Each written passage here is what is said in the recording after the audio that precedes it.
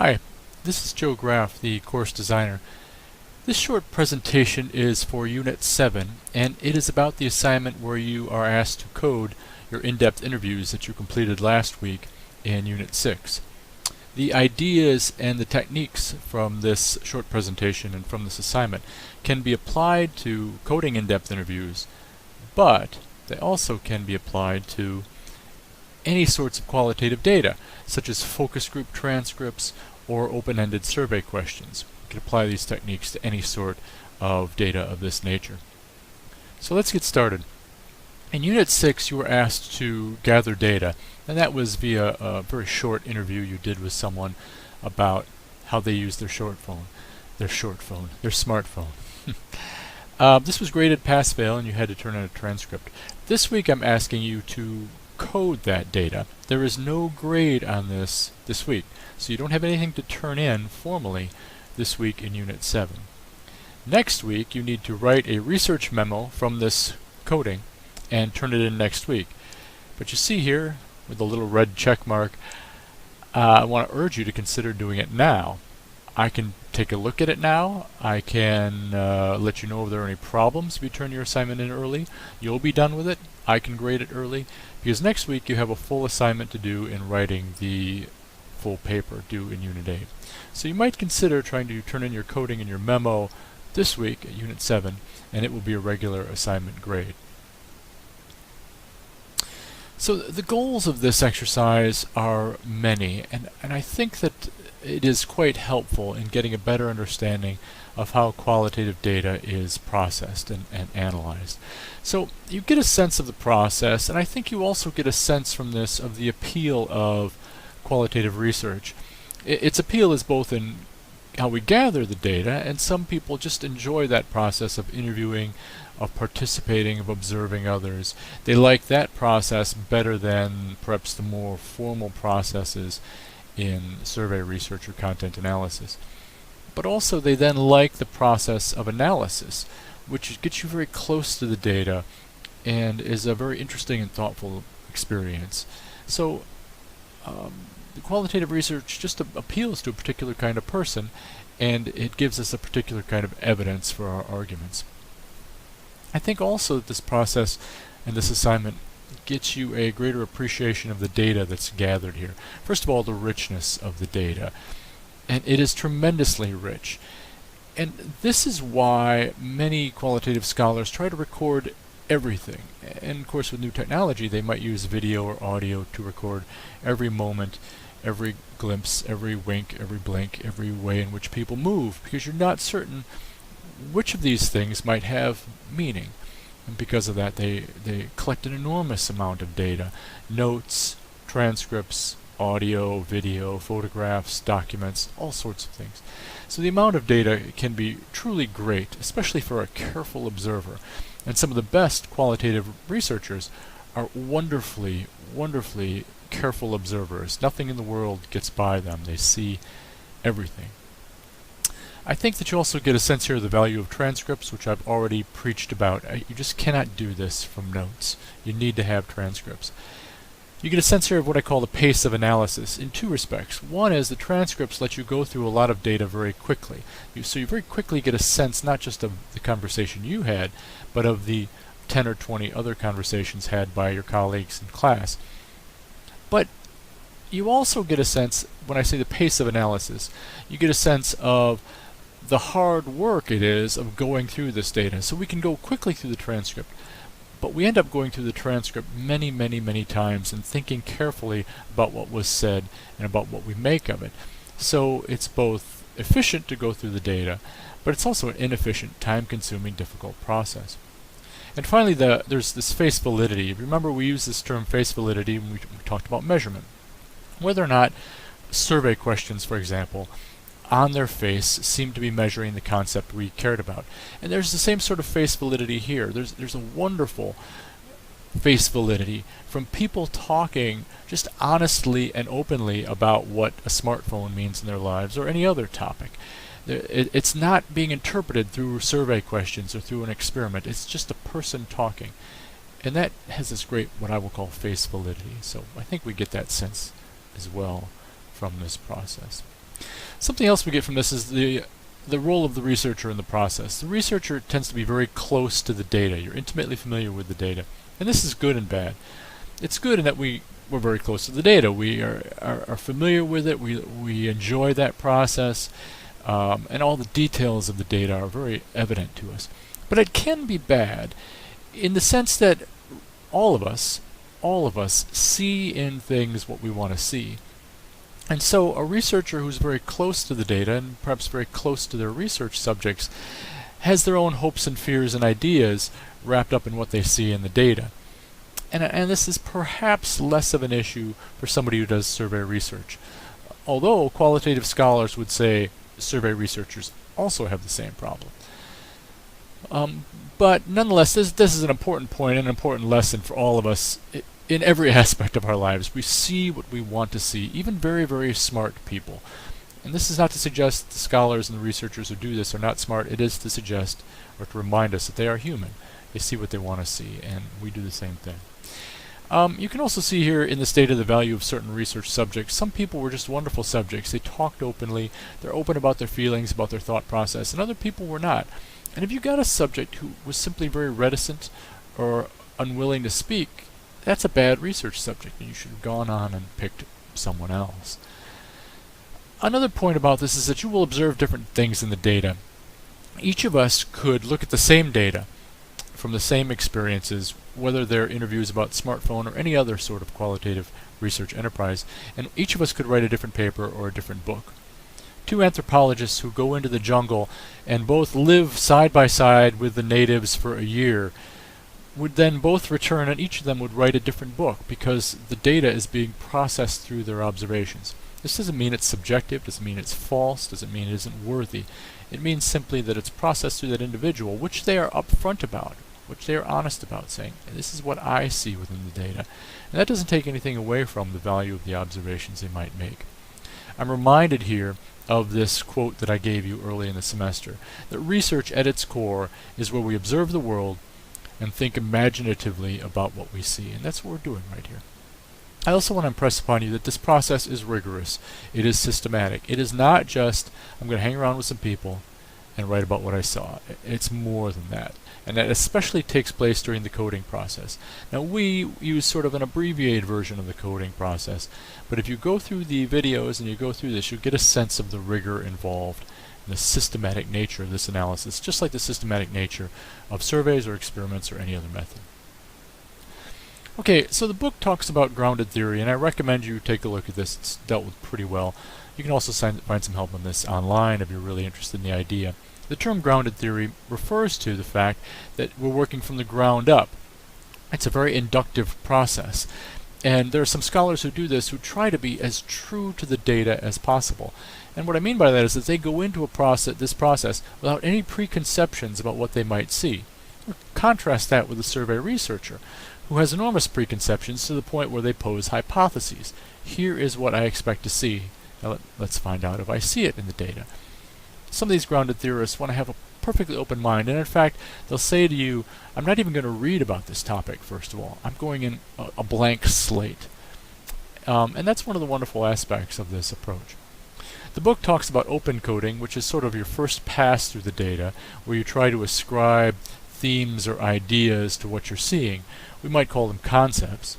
And an axial coding comes later when you kind of tie things together and sort them all out. I also want to refer you to the coding videos which show up here under the supplemental readings from Unit 7. And these are videos from a wonderful researcher named Graham Gibbs, who is from the United Kingdom. He has a wonderful way of talking. He moves along quite efficiently.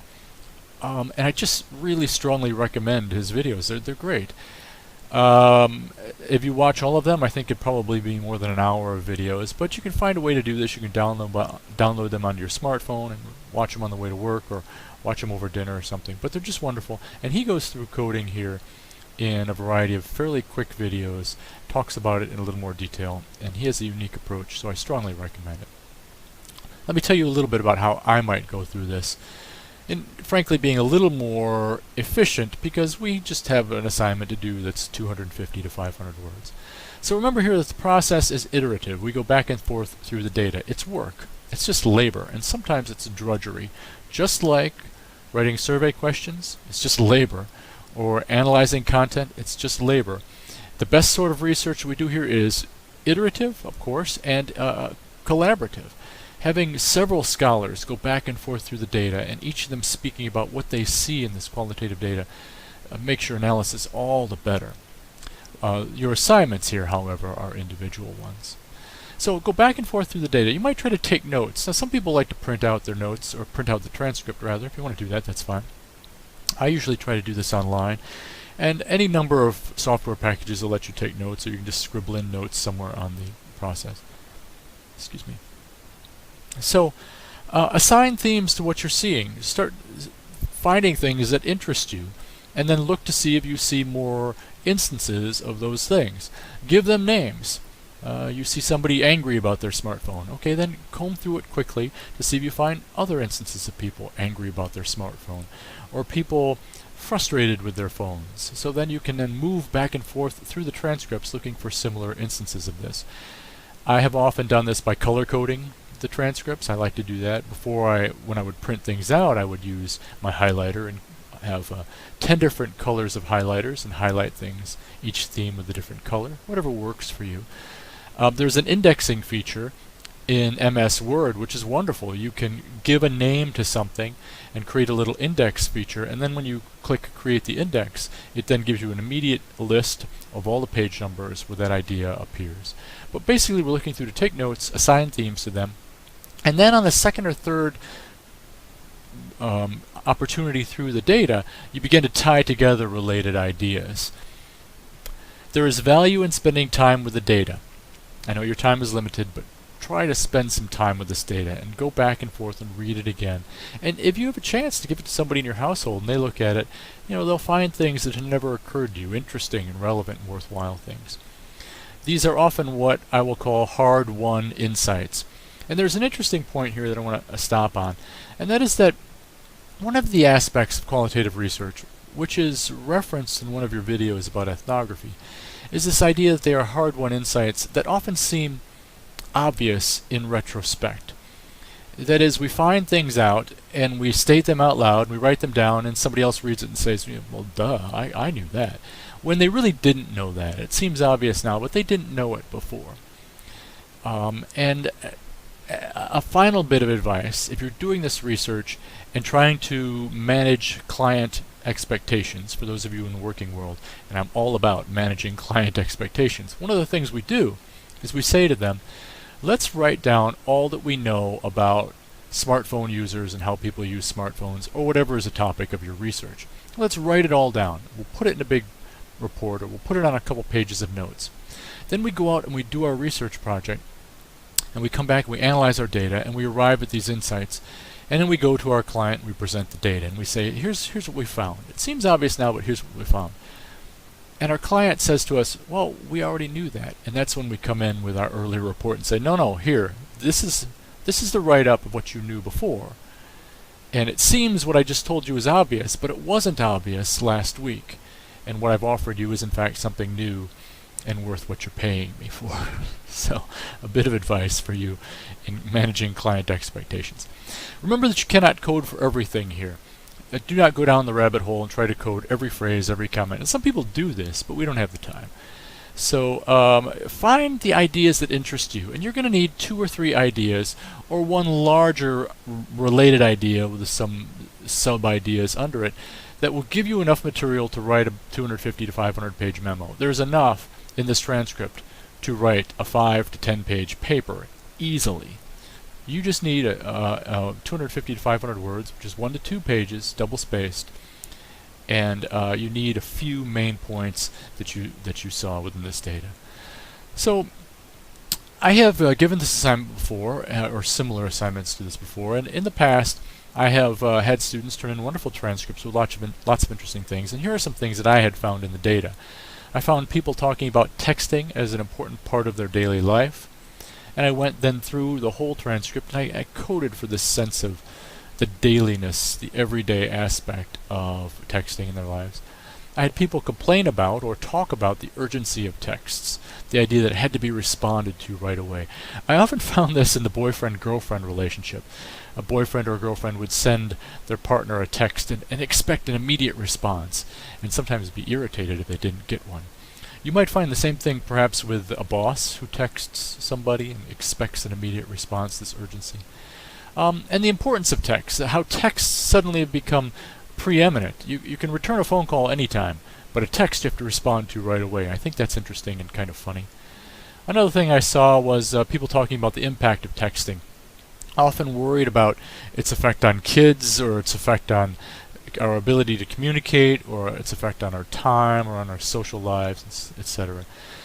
So these are interesting things that I have found in the past, and here is a very short way of how I tried to outline them out. I have seen people talk about texting as part of their daily life, and that became sort of the theme of my memo. And then I broke it down into two areas: how it's changing family life, and I saw in the data, not our data, but in other data I've looked at, a lot of people talking about sort of spur-of-the-moment things. That is, they would text their spouse and say, hey, I passed a restaurant and it's a half-price night, let's go out to eat. And they'd say, great, yeah. And so the spur-of-the-moment decisions made on texting. Or, hey, let's go to this event, it's in an hour. Okay, great, and they'd meet there. So that sort of changes the dynamic of your daily life. And then also people complaining about work, constantly being on call, texts from underlings asking for help, or from the boss asking for something that had to be done immediately. So the theme of my little memo was about decision making. In the family life, how I thought decision making was more spur of the moment, and then how more decision making at work I had in the transcripts I had seen, again from several classes ago. There were several people complaining about these texts from work and how it was changing their lives. And that gave me enough material to write a nice memo about what I thought was some sort of exploratory research about how texting was changing people's lives. Okay, write as you go, as you write this. Try to start writing your memo right away, or certainly writing an outline. A good tactic for you to use in putting together your memo is to do this. In the first couple sentences, don't use any quotes. Don't even look at the text, don't even look at the data, and try to summarize, to say, here is what I see in a couple sentences. I'm seeing an interesting phenomenon here about texting, or about smartphones, about whatever it is that you're writing about. And then, after you've stated it and described it in your own words, then bring in the data. Then offer some quotes. For example, one person who was a 50-year-old housewife said, here is how smartphones were affecting her life. Then you can even quote them directly. And another person who was a business person said, here is how smartphones are affecting them, related to that key idea in that paragraph. Then when you move to a different idea, start a different paragraph. And ideally your paragraphs should all be related to a key theme. You should have an introductory paragraph stating what your theme is, and perhaps a short conclusion suggesting what you found, maybe even suggesting what might be the next step in a research project. Okay? So, I hope it's fairly simple, and I certainly think it's a worthwhile assignment. I hope you have some fun with it. Your assignment is to write a 1 to 2 page research memo, 250 to 500 words. If you turn in short, you're going to lose points. It's easy to write these memos. We're using the data we got in Unit 6. If you can write it up in Unit 7, all the better. I'll try to keep an eye on that assignment and grade them as quickly as I can. Or if you're not sure, you can send it to me early and I can take a look at it. Use APA format, or some of you like a memo format. You're familiar with that. The memo format works okay. Make sure it's in a narrative. Be an essay. Do not write bullet points or phrases or something like that. These are narratives. And find your related main points: smartphones and work, relationships, time management, play, any number of interesting things. Okay, that's it. I think I'm done. I hope you find this helpful. I hope you find the experience worthwhile. Please stay in touch. Send me any questions that you might have, and I will see you online. Good luck.